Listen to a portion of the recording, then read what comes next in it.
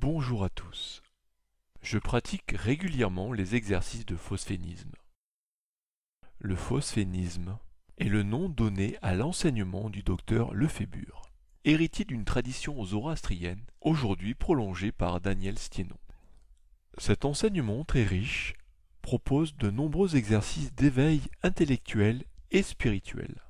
Parmi ceux-ci, il y a un exercice que j'affectionne particulièrement, la méditation gyrascopique.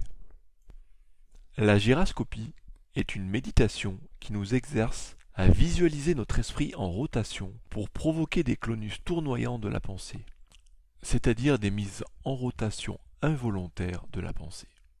L'exercice m'a tout de suite fait penser au film Doctor Strange, où l'on voit les moines de Camartage s'entraîner à visualiser des roues en rotation. La phrase d'un des maîtres enseignants, Mordo, est surprenante d'initiation.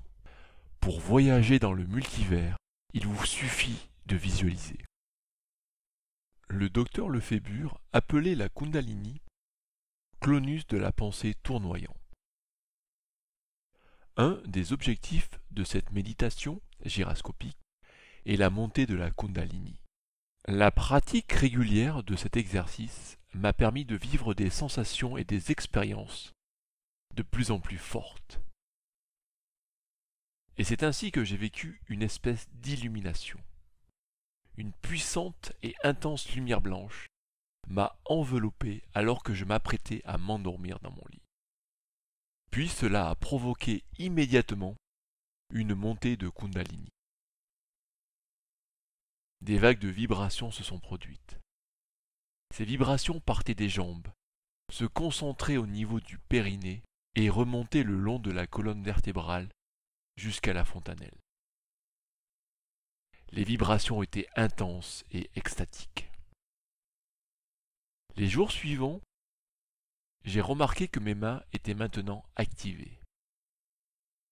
Désormais, lorsque je pose mes mains sur mes cuisses ou sur mon corps, je sens le magnétisme bien présent, qui transmet une sensation de chaleur en profondeur.